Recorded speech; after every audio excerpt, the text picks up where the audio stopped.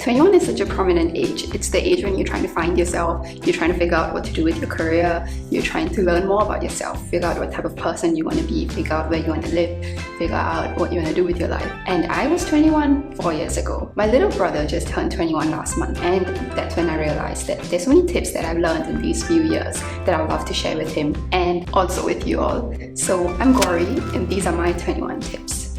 The first and somewhat most important thing that I've learned is that nobody really cares, which can be a really good thing if you look at it, because you can do whatever you want to do. And if you're a consumer of self-help books like I am, you'll probably be familiar with the spotlight effect, which is basically a terminology to explain how we all think that we have a spotlight on us every day, every hour, every minute. So when we do something embarrassing, it feels extra bad because you think that everyone is looking at you and everyone's going to think what type of person you are. Or if you do something wrong, you're going to be thinking that everyone hates you, or everyone thinks that you are bad because there's a spotlight on you. But that's really not the case. If everyone thinks that there's a spotlight on them, then do we really care what other people are doing?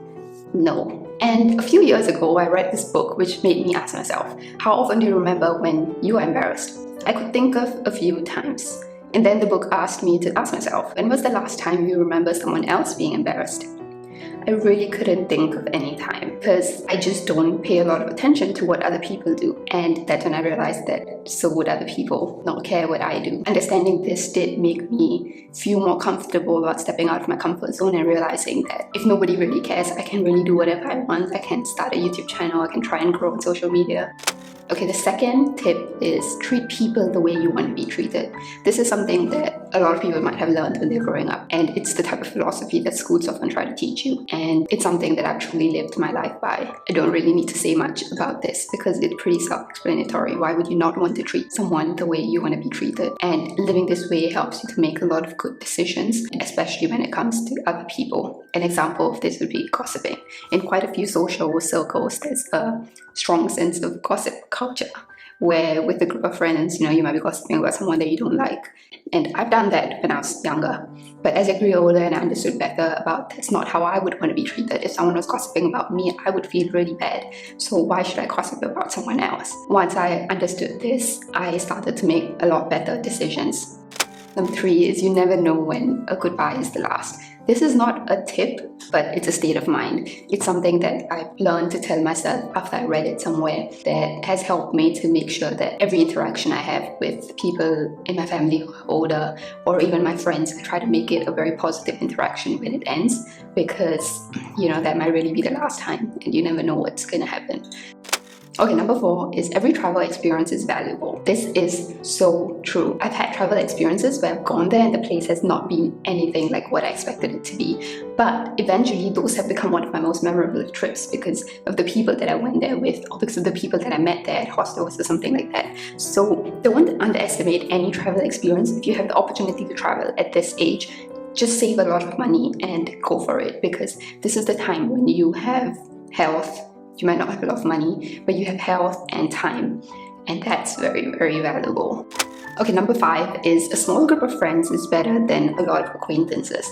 I understood this when I was 18, and I've been very fortunate to have a lot of close friends who have been with me since primary school and secondary school.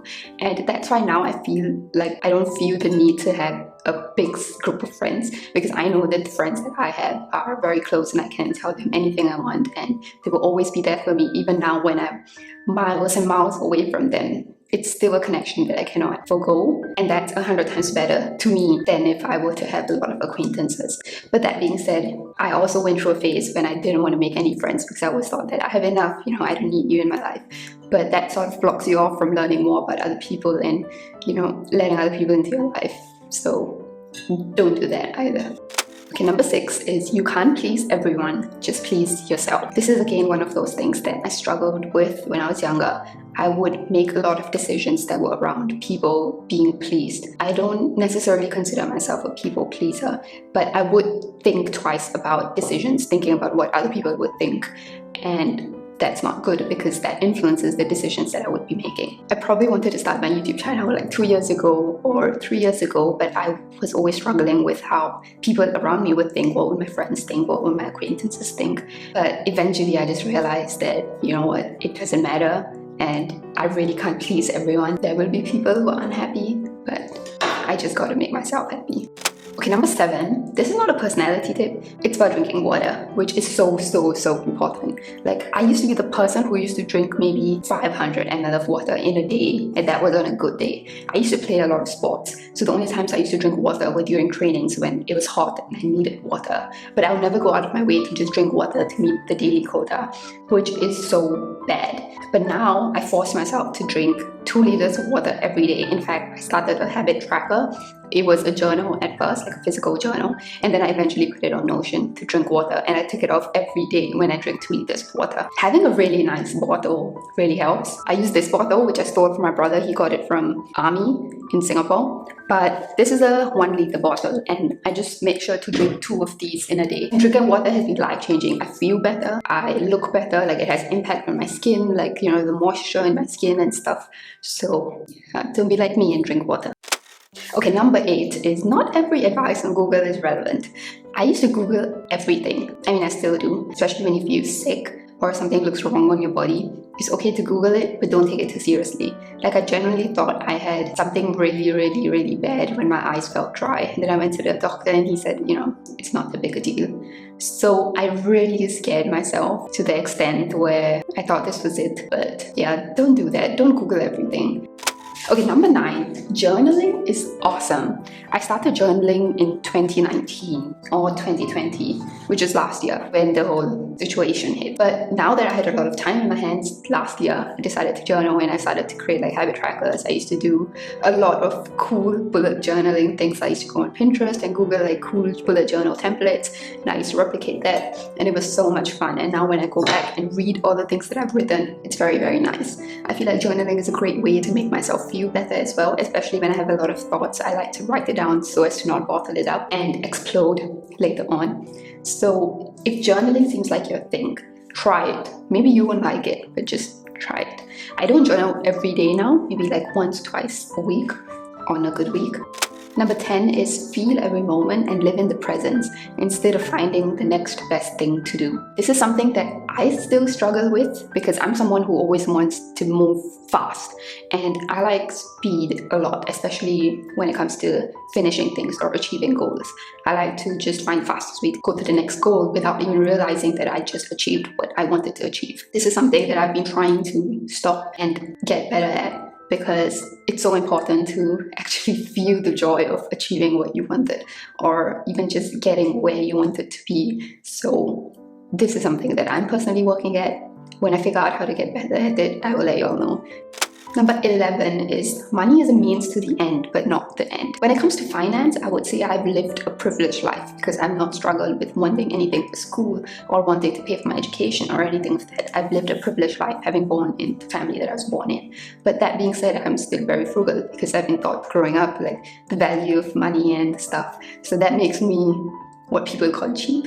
I like to find the cheapest thing possible, and I will put in the extra effort to go online and search for sale and stuff. But that being said, I used to actually buy really cheap things because they were cheap, not because they were good. But as I grew older, I slowly realized that investing in some things like shoes, like a good pair of shoes, can actually save you a lot of money in the long term. Like, I bought my first Nike shoe and it still lasts me, and if I were to have paid for a really cheap pair of shoe, it would have spoiled in a few months and I would have to buy another one. So in the long run, I actually saved money on that one pair of shoe. I think it's important to be comfortable, but after you reach that point, I don't think it's right to give money so much importance and let it affect the other decisions that you're making in life. Number 12 is enjoy the journey more than the destination. I was always a destination person.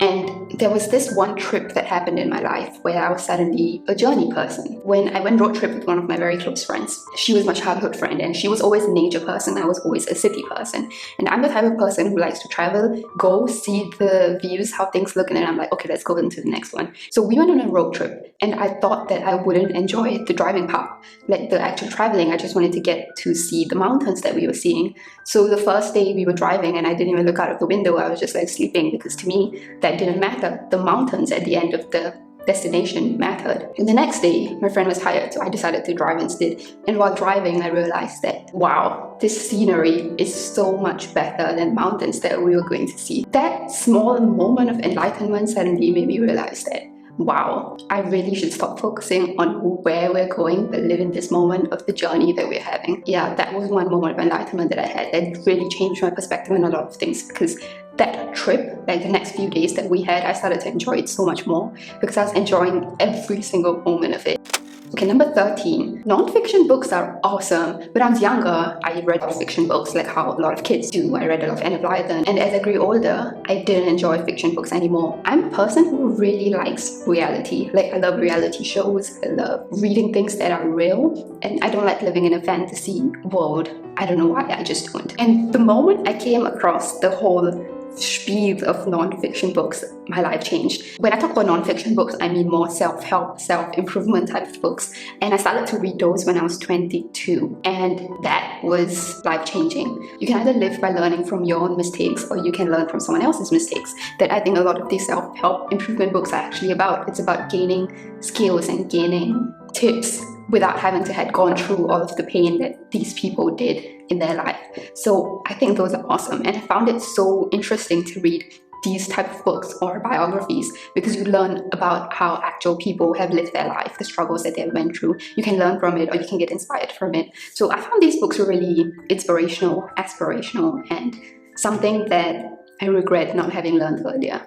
Number 14 is don't live by someone else's timeline. It's a bit weird for me to say that because I feel like I'm living a very template life. Even in my education system in Singapore, I followed a very traditional path. I went to primary school, I went to secondary school, I went to junior college, and then I went to university, and then now I'm working. So it's a very template, traditional path that I've taken. I don't regret it because I'm very happy with where I am now. But having said that, I do think that you don't need to necessarily take the same path that I have taken to be happy with where you are as well. And that's something that I would tell my brother, and that's something that I would tell anyone out there. I think we're way past the stage in this generation to follow traditional paths, just take your own path. If you don't want to do university, you really don't have to. I've worked with people as a software engineer that have not gone to university, or they went to university but they studied something completely different. I've had colleagues that studied math and they become a software engineer. I've had colleagues who studied mechanical engineering and they're now a software engineer. Colleagues who studied marketing and are now a software engineer. So you really don't have to do what people say you have to do to get somewhere. Just put in the work and effort, and I think that's good enough. Number 15 is workouts are for the heart and the mind as much as they are for the body. I've grown up as a very sports person, so fitness has been a very integral part of my life, especially when it comes to team sports. So to me, fitness was equal to sports. That's been a huge part of who I am as a person. So now that I exercise and I go to the gym, it's something that makes me feel good in my heart and in my mind, and not just because of the way I look. In fact, what I've realized is that if I go to the gym and if I don't, I still look the same. So it has not much impact personally on my body, but when it comes to how I feel, it has such a big impact. When I don't feel good, when I feel like my mind is going all over the place and I'm getting some bad thoughts, exercising, even a quick 10-minute session, makes me feel so much better. So if you're someone who doesn't have fitness integrated into their life and you're going through a bad thought phase, or you want to feel better, I think exercise is something that really, really, really helps. Number 16 is you need to force motivation to start. There's the whole concept of motivation. When people say, oh, I don't feel motivated to do that. Oh, I'm procrastinating. And what I've realized in all of these years is that motivation doesn't come naturally. You're not going to suddenly wake up and feel motivated unless you're motivated by fear of a deadline, which is what happens most often. You procrastinate and then there's a deadline and then you get motivated out of fear.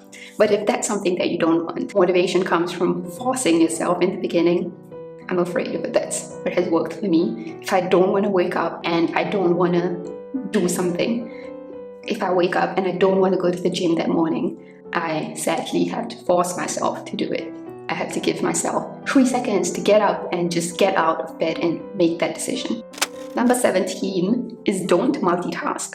Focus on what you're doing at that moment. I spoke about this when I talked about productivity earlier on in one of the videos, and I've realized how important that is. I was a person who, like I said, I like to get things done fast. I'm about speed. So when it comes to speed, what's better than multitasking to get things done faster? But then I realized that you can get it done faster, but when you actually get it done well, if you do it fast, you might have to keep on reiterating and fixing things that might have gone wrong with the speed.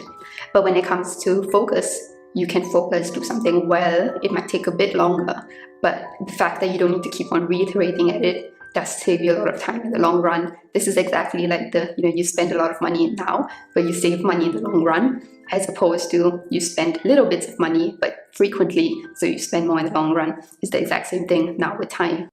Number 18 is time is more important than money. I'm a very frugal person, so it's taken me a lot to say this. So when I talk about time, I mean like effectively used time that's productive, where you're doing something that you enjoy, is better than money for sure. And an example of that is if you're planning a trip and you get to take a train, which costs you, like, let's say €100, as opposed to a flight that's €150. The flight gets you there 5 hours less than the train. Just take the flight, because you save that 5 hours, and that 5 hours you can spend on like traveling, on actually seeing the place that you are there to see, instead of spending it on the train. But that being said, I love trains, so I might still choose the train. Number 19 is invest in stocks. I didn't start investing until 2 years ago, so I missed out on a long time of investing. In fact, you should just start investing when you're 18 or something. If you're working part-time, if you're working at the barista, or if you're doing some internship, just invest the money. I have a lot to say about investing. I might make a video on this, because I've had a lot of stupid decisions when it comes to investing, but now I would say just put it in an S&P 500 or some kind of fund that is diversified by nature, and you still get really good returns on it. So just do that instead of letting the money sit in the bank. Number 20 is focus on your posture. I feel like an old person saying this. This is something that my parents or my grandparents used to tell me all the time. Like, my posture is quite bad. I think I slouch a lot, and I have to force myself these days to sit up straight, to not sit like a banana on my chair. And I kind of wish I started to pay more attention to this earlier, like a few years ago. So yeah, that's definitely a tip. And the last one is, like Nike said, just do it. I don't think there's an age to make mistakes. You can always make mistakes. Want to make a decision, but you're afraid of how things will work out. Always have a plan. Always have a plan B, but just try it out, because even if it doesn't work out, you will walk away with learnings and an experience, and that's better than not having tried at all. So just do it. With that being said, these were my 21 tips. I hope you found it useful, and I have to put a caveat that these were just things that I've learned so far. Maybe they are very different to what you've learned, and every single tip comes with its own set of caveats, like it really depends on your situation. The life that I've led is different from the life that you might be leading, so maybe these tips are not applicable to everyone. But I hope the gist of what I'm trying to say is useful. What I would be really interested to know is, are there any tips that I didn't talk about that you wish you knew when you were younger, no matter what age you're at? So feel free to share that below, and I will see you in the next one.